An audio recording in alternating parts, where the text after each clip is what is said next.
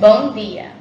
Esse é um seminário onde vamos falar sobre a psicologia francesa e os componentes do grupo são Ana Beatriz, Claudiano Batista, Francisco Gilberg, Isabela Pereira, Leandro Tadeu e Maria Vitória. A seguir falaremos sobre o surgimento. Então, para a gente falar do surgimento da psicologia francesa, a gente tem que falar de Mesmer, porque ele foi um ponto inicial para tudo isso, um ponto inicial da terapia com hipnose. Ele meio que trilhou um caminho para que essa psicologia pudesse surgir. Franz Anton Mesmer, ele era um alemão que tinha formação em filosofia, em direito, em medicina, e ele ficou assim conhecido pela sociedade e conseguiu bufunfas por causa de um casamento. E aos 32 anos ele conseguiu se tornar médico e ele defendeu a seguinte dissertação, que era a influência dos planetários nos distúrbios humanos, onde ele acreditava que existia uma força motriz que seria gerada por um fluido, que depois ele descobriu que seria a força magnética. Então, essa força ela estaria agindo sobre tudo, né? Inclusive nos corpos humanos. Então, a gente ficaria doente quando esses fluidos estivessem em desequilíbrio. E ele partiu, então, do magnetismo mineral, com ímãs, por exemplo, para depois chegar onde ele ficou bem conhecido, que foi o conceito de magnetismo animal.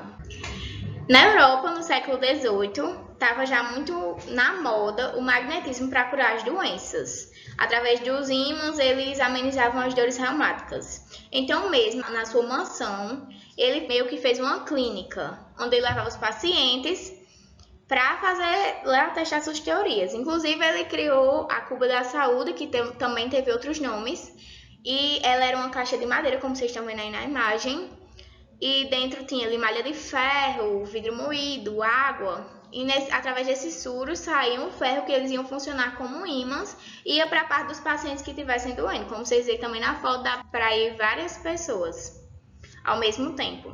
E nisso, as reações nesse procedimento eram diversas. Tinha gente que tinha crise de riso, tinha gente que tinha crise de choro, tinha gente que dava convulsão, então assim, variava. E tinha gente que realmente se curava. Então, foi caindo em gosto e foi ganhando fama.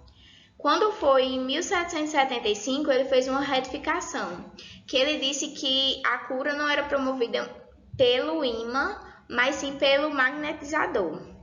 E observando o exorcismo de um padre Gesner, não sei dizer o nome, ele viu que a maior força que tem é do humano com humano. É uma força maior da natureza, é a de um humano sobre outro. Então, assim, ele criou o magnetismo animal, né, que ficou muito famoso. E ele dizia que entrava em harmonia a natureza, o homem, o universo, o cosmos e tudo mais. Aí que a fama dele começou a crescer mesmo, ele ficou bem famoso, até que começaram a ter polêmicas. Inclusive no caso de uma Maria Teresa, que era famosa, pianista, tudo mais. Teve uma polêmica com ela e a sociedade médica, científica, começou a pegar muito com eles, aprovavam muito. Então, quando foi em 1777, ele sai de Viena e vai para Paris. Lá ele vai implantar um hospital. E o rei Luís XVI, ele já desaprovava, mas deixou, porque Mesmer, ele tinha muito apoio de várias camadas sociais. Ele inaugurou, né, o que seria esse começo da hipnose, mas ele não batizou. Quem batizou foi James Brebb. E ele disse que era um estado de sonolência, que afetava a atividade encefálica e meio que paralisava, e tudo isso era guiado pelo hipnotizador. Então, ele teve esse muito sucesso e deixou marcas para sempre. Inclusive, ele teve grande influência em áreas como a hipnose, como o espiritismo, como a psicoterapia.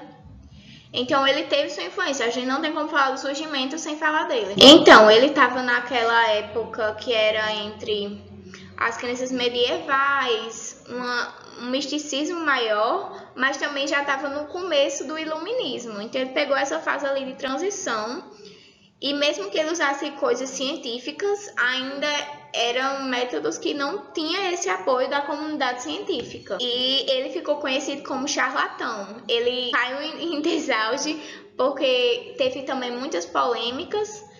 Então, terminou sendo conhecido realmente como charlatão, como se enganasse as pessoas. Mas ele teve grande influência na psicologia francesa, em áreas da psicanálise, como o Claudiano vai falar a seguir dos autores, e também nessas outras áreas que eu falei. Agora nós vamos falar um pouco sobre Charcot, né? Charcot dedicou muito tempo ao estudo da histeria. No tempo era dividido em 4 tipos de histerias, né? A histeria da depressão, a histeria do sofrimento corporal, da infantilização e a loucura histérica, né? Essas 4, ela tem cada uma apresenta um comportamento peculiar relacionado. Tipo, a depressiva é um forte comportamento melancólico, depressivo. A de sofrimento corporal, muitas dores corporais, dores de cabeça, musculares. A da infantilização é relacionada a um comportamento mais dócil, mais subserviência, né? Tempos depois, Freud vê esses estudos de Charcot e vai ver a semelhança entre a religião, o comportamento religioso e o comportamento da infantilização. Então, tempos depois, ele lança até um livro com essas análises, que é O Futuro da Ilusão. E a histeria, a loucura histérica, né? Que é relacionado mais a um comportamento mais, vamos dizer assim, contra as leis, de insubordinação, mais assim, meio que mais anárquico, né? Onde ele se dedica mais, se debruça mais, é no Hospital Universitário de Salpêtrière. Esse hospital, antes, ele era uma indústria de pólvora, e depois ele foi transformado nesse hospital.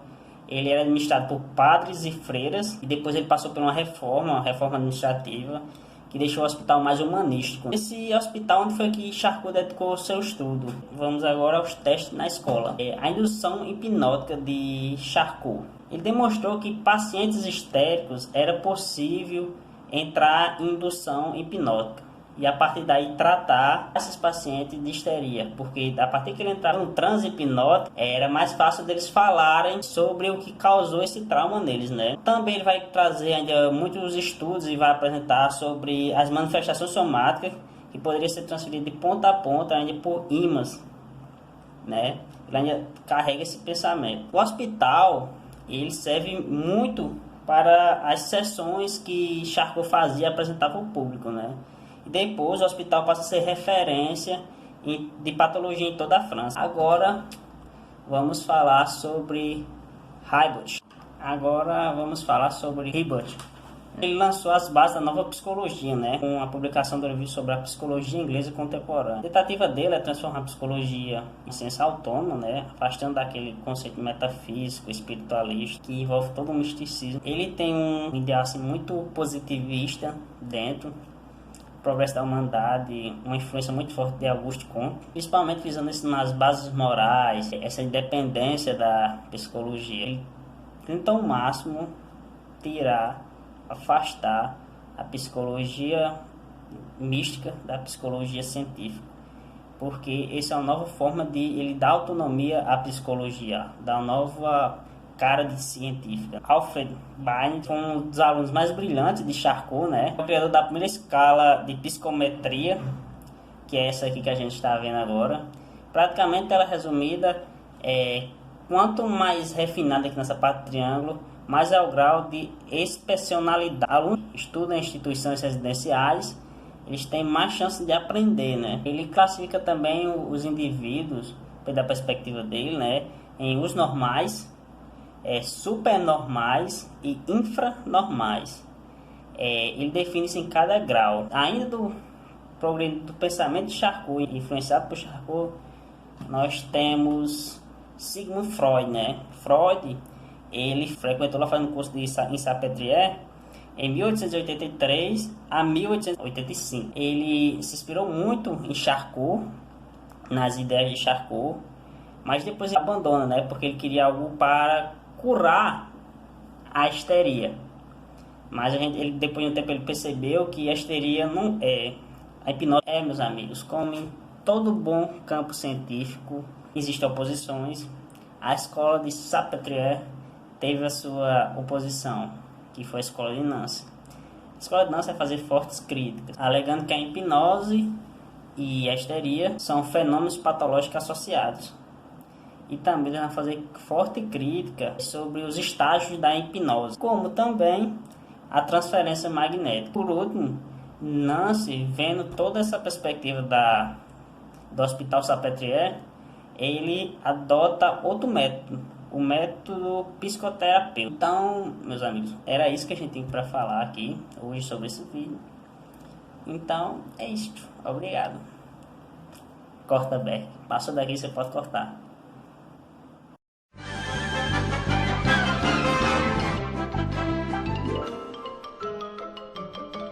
Isso é tudo, pessoal.